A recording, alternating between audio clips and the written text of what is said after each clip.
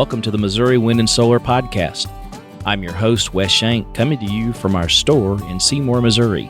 Each week with my co-host and Missouri Wind and Solar's General Manager, David McDarris, we discuss the latest on self-reliant energy.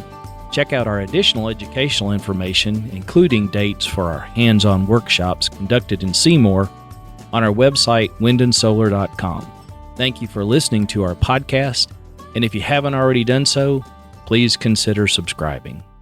I know we've been on hiatus for a while, so we're going to come back strong and do lots of good things because I don't know what David's problem was. He just would never get in here and do the podcast, so we've been slack on it. But he has had time. I don't know where it went to. There used to be a crusty battery sitting in here that we were playing around with, and I was going to use it for some testing or whatever, and it's gone now. I think it was his lawnmower battery. It was. It was a lawnmower battery. Trying to get free charging in here or something. But anyhow, it made me start thinking, what's the subject of our podcast today? So what's the difference between a battery that we'd go just pick up at Wally World and the batteries that we've got here? Because I know some of the things we've got, some of it is the same technology, which we still carry. Yeah. The lead acid, I know it's not anywhere near as popular as where it was even a year ago. Yeah, it's losing traction. It's really fast. I mean, really fast. So tell me, what's the difference between that battery that we had in here, or the one that's out on the tractor, or the one that's out in your truck, and just the... Yeah. So, I mean, the biggest deal is every battery is going to be designed for a specific purpose, right? So the battery you go buy at O'Reilly's, Walmart, AutoZone, that starts your car, they're always going to be denoted in, you would see it on their CCA, cold cranking amps. They may be denoted at 1600 CCA, which means they're going to give 1600 watts of power basically at one given time in a very short burst. 30 seconds, by the way, is what they're rated in. That's a 30-second deal, because a vehicle should start within 30 seconds. Yeah, I was going to say, you think about that. You crank 30 seconds is a long time. You crank on one for 5 seconds, you let off.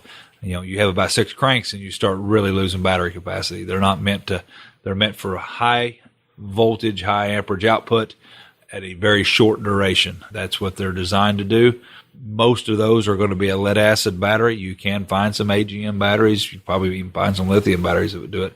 But for the most part, that is going to be just a flooded lead acid battery. Number one reason there's going to be that way, cost. I mean, they are still the cheapest battery on the market. So that's going to be your costing deal. I would hate to think that just to start my car, I had to buy a $700 lithium battery just to start my car on a daily basis. That doesn't compute well with a lot of people. $70 to $90 computes a lot better. Well, so what's the major difference then? I mean, we've got the lead acid here. I mean, okay. So the lead acid that we have is going to be some people would call it marine battery. There's lots of different terms for it, but the true term of it is going to be deep cycle battery. And they're going to be rated different. They're not going to be rated in cold cranking amps. They're going to be rated in amp hours. Okay? And so they're going to, and that's going to be denoted by the symbol AH, amp hours. Usually a big A, small h. Is there some kind of, is there a design difference? Is it, it is. Because it's all just. It's definitely a design difference. And that's really the big difference. A car battery, cold cranking amp battery, is going to be a lot lighter. They'll be, anywhere from 40 to 50 pounds. Relatively speaking. Lighter comparatively, right, for lead acid. Whereas a deep cycle battery may be, 95 to in the same size actual casing. I remember moving those ones. So they're just swapped out the sign. Yeah, they're just a total different deal, and that's just because they have more lead plates in them, and the more lead plates they have, the more chance they have for reaction and storing energy, because the combination of the acid on the battery plate is where it's giving you your energy. So it's same technology, but it is a different configuration. And they'll have, some of them will add, carbon to the battery, and a deep cycle battery, bringing down that resistance in a deep cycle battery so they'll actually charge easier, because they're actually meant to be discharged and charged at a greater rate. They're meant to be discharged down a deeper rate, only to 50% DOD, but then to charge back up. Okay, so let's talk about what does that mean to the average guy who says, hey, I'm going to buy a couple of solar panels and I don't want to invest in a ton of batteries. I'm just going to take this battery that I got at Walmart and I'm going to attach it to an inverter and stick it out in my shop. Okay. What's he going to find out? What he's going to find out if he went and bought a car battery is he's going to get to use that inverter for about 2 minutes, and then it's going to. Is it that significant? It's that significant. I mean, it's not designed for that. It's going to alarm even the low amperage because it's not pulling that much. Yeah, amperage, is it? Depends on what he's pulling through the. I mean, if you had a 500 watt, so what is that? 500 watts at 12 volts. 500 watts at 12 volts. I mean, that's a lot of amperage. I mean, you're talking 40 amps there. But if we're pulling it out in 120, 500 amps, we're only talking about 4 amps. But a car battery will not be able to dispel 4 amps of power for probably more than about 25 minutes, and it would be done. And if you even got that out of it, more than likely what it's going to happen, its voltage is going to drop below what the inverter says that it will actually alarm out at and shut itself off. An inverter will only go so low with voltage before it says, I don't understand what's coming into me now, or there's not enough voltage coming in to operate my equipment actually in the inverter properly to keep it going. So that's what you'll wind up seeing, as a car battery will drop voltage very quickly versus a deep cycle battery that won't drop that voltage near as quickly. It'll sustain it for a much greater period of time. And so when you see like the batteries that we have in here, maybe our flooded lead acid or AGM or whatever the case may be, those two, you're going to see them rated at an amp hour rating of 5, 20, and 100 hour. And they're all three of those numbers are going to be substantially different. The 5-hour rating is going to be able to go longer because it's the same amount of energy, so you can draw more amps out of it for that same time period, because it's storing the same amount of wattage no matter if you're pulling it out over 100 hours of time or 20 hours of time or 5 hours of time. It's still storing the same amount of energy. All right, I'm going to get into the what if weeds. Yeah. Ready? Okay. So I get what you're saying. That's a different, if you're camping or something like that, and if you want to put your inverter onto your car battery, you would have to run the car constantly. And basically what you got is a very expensive gas generator. Yeah, that's exactly. But your alternator there is constantly keeping the battery. Right. Battery is really just as you are not pulling more energy away from the battery than the alternator is capable of producing. Remember, car batteries or car alternators don't produce. The newer ones do because there's so much electronics in the car. But an old car or an old truck, say you get back in your 70s and 80 model truck, they didn't produce a lot of energy because all their job was to charge this little battery and run radio. And run the radio, and it didn't. Those radios back then. Remember the 8-track? Yeah, 8-track player. Yeah, the 8-track player. Dad's Plymouth would dim the lights on the car when it changed the track. So that was all they were really designed to do. They didn't have a lot of function as nowadays, and they ran the lights, of course, on the vehicle. But I say that once you started one of the old vehicles, the alternator would keep things going too. Everything usually fed off of. I remember, for fishing, we would use the truck battery for our trolling motor, and instead of buying a battery charger, we would start the truck, take the battery out, which is impossible in today's cars. Take the battery out, put the battery that we just used in the trolling motor back in, and when driving home, it recharged the battery. You can't do that today's motors. I mean, they don't work that way. But it was. I didn't realize that. Yeah. You could take the battery out. We did it all the time, and this was a 72 model pickup, by the way. I know. I mean, we had old ag trucks that we used to do all kinds of. Yeah, we did that all the time, and we did that.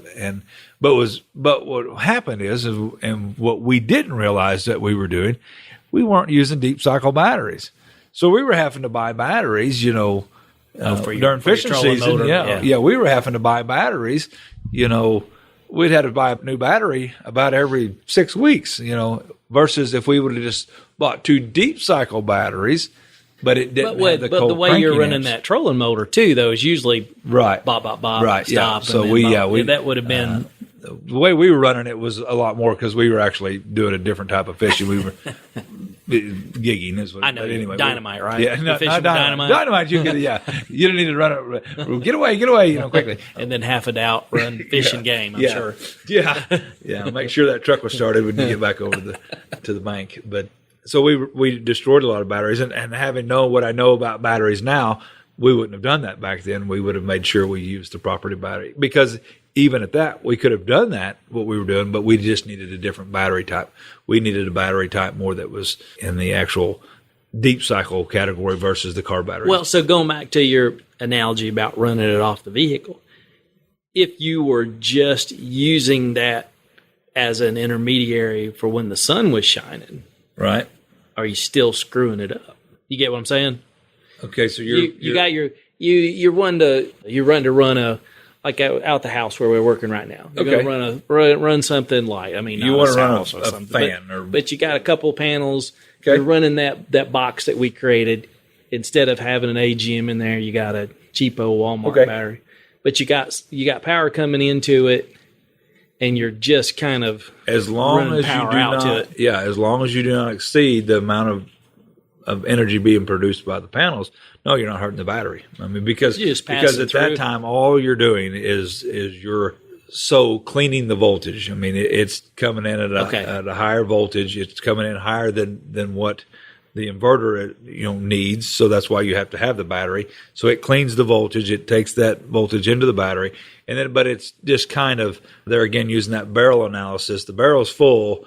You're not really pulling out of the barrel, but your water's falling into the top of the barrel and then going right back out the other side. So the ports are on the top of the barrel. Everything underneath that's full, so you're not really using any of that. But there's water coming in and there's water going out at the same rate. And if you got a cloud goes by for a few minutes, you've turned the water off. Okay. You're okay for a few minutes, but not. Yeah, but all of a sudden, you turn the tap off to the barrel on the one side that's feeding it. You can't run very long before that barrel starts pulling endless. And so in that analogy, the barrel is a very skinny barrel. It doesn't store a whole lot of water below it. Runs out real quick. Yeah, it runs out real quick, whereas the deep cycle battery is a big 55-gallon drum versus a little 5-gallon drum, that it's going to run, and you're trying to take the same amount of energy. If it's that thin, then it's real easy to go below that 50% DOD. Yeah, and then it's thin. Yeah, that's exactly right. Killed it. Right. And so your 50% line goes down really quick. I mean, it doesn't take hardly anything to go below 50%.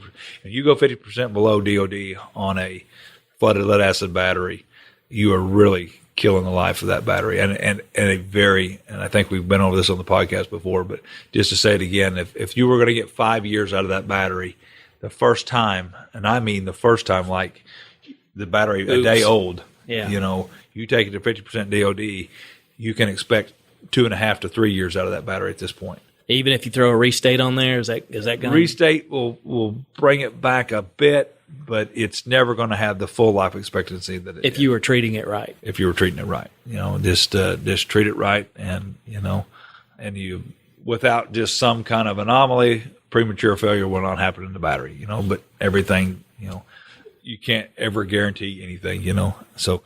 And so when you're looking at amp hours on a battery, a lot of people, we get this question a lot and say, hey, what does that even mean? It's a 6-volt battery and it says it's a 235 amp hour battery. So what are we talking about at this point?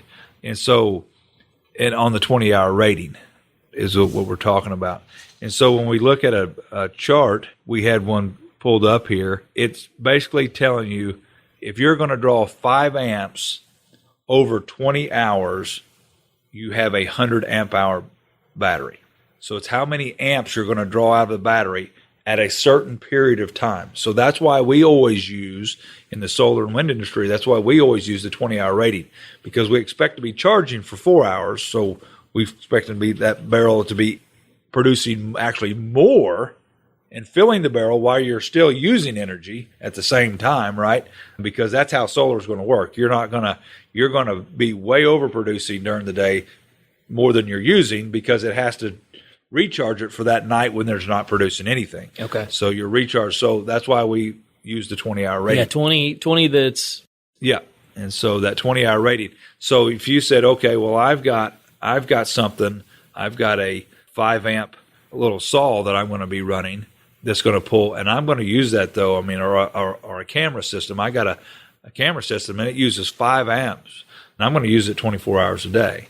So you'd want to look at that 20-hour rating on the battery because that's the only way they're going to be, and know that for 4 to 5 hours you're going to be charging. You're going to be making the energy directly from the sun. It's going to be going across the top of the barrel, and say, okay, so I need a battery that's going to pull 5 amps that I can pull 5 amps from for 20 hours because I'm doing this all day long. And so at that, you say, okay, well, then I need a 100 amp hour battery for that.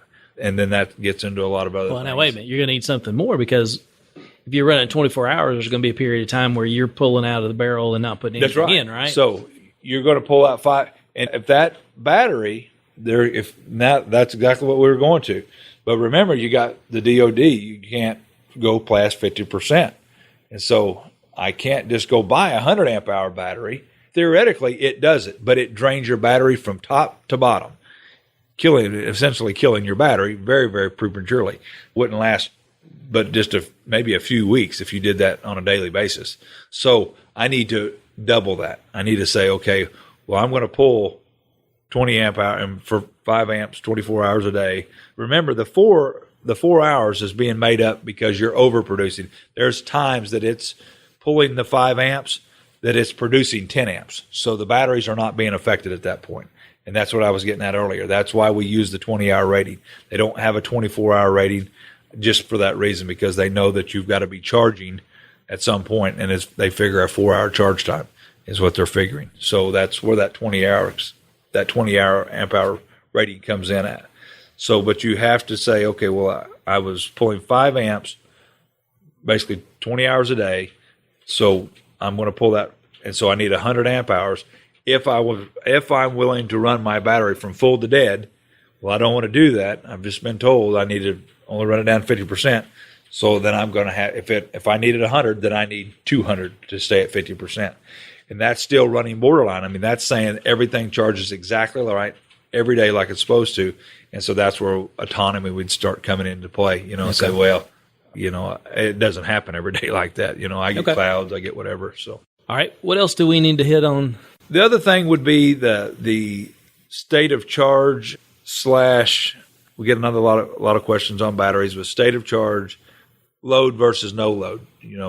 So if a battery's under load, say for instance you turn on that 5 amps and you was to read your batteries at that point, and there's something drawing 5 amps off of it, that battery's now under load. So you're going to read it, and it may say 12.6, or let's say it says 12.2. And then you turn it off, and all of a sudden you read it, and it says, well, wait a minute, it says 12.6. Why was it 12.2? And then it jumped to 12 because it was under load. There was something pulling from it at that time. Voltage will, and a lot of people will see this on our charge controllers. You'll see it dip down, and then all of a sudden the stuff will turn off, and all of a sudden it comes raising right back up. And it's not because the charge was coming into it that fast. It was just because the battery was being pulled under load. In the same way that goes on the other side, there's also a charging load. So if I'm charging the battery, you say, well, I thought the battery was full at 12.6, but right now it's reading 13.2. That's because there's voltage going into the battery that's not stored in the battery. I got a question for you here that this may be a weird or an off the mark question. Okay. So we know for charging, whatever's coming in, however you're charging, has to overcome the voltage, right? Right. So if it's under load, does that make it easier to charge because your voltage is dropping? It does. So the lower the battery is, the easier. Does that increase? Does that lower the resistance and make it more efficient to charge? It won't change your resistance, but it will change the rate of what voltage. It'll change your amperage is what it'll do, because say you're charging, so it allows it to take more amperage coming into it. Right. because you're going to charge at a little bit faster rate. There's going to be, because if a battery is setting at 12 versus, let's say, 12.5, if it's setting at 12, anything over 12 now is kind of being converted to amperage. I mean, amperage is going to be a lot greater because we still have the same amount of energy going in. It's going in at, say, 12.01. So anything over that is going to be, same amount of wattage still coming in. If I have 100 watts of panels going in, then the rest of that is converted to amperage. And so the amperage is a lot greater, creating a faster charging rate. Whereas the higher you go, the more voltage you need. And sometimes that gets to the point where whatever you're using to charge it, say it be a solar panel or a wind turbine, cannot exceed that voltage. Right? I mean, so it may get, it may have a limiter. So wind turbine being the number one on that one. Solar panels are more finite on the voltage they produce. But a wind turbine, on a low battery bank, may be able to charge that battery bank. That's something I could even show you in the wind tunnel or and the outside. We have some AGM batteries, and so when we're looking at our, so you could show it to me at the workshop. Yeah, and I have, and that's one thing I did. I showed them because the wind turbine was turning that day, and they're like, "Well, it's not putting any energy in." And I said, "Well, look at the battery voltage," and the battery voltage was fairly high because the solar panels had them, before it dumped. Well, then it dumped the energy.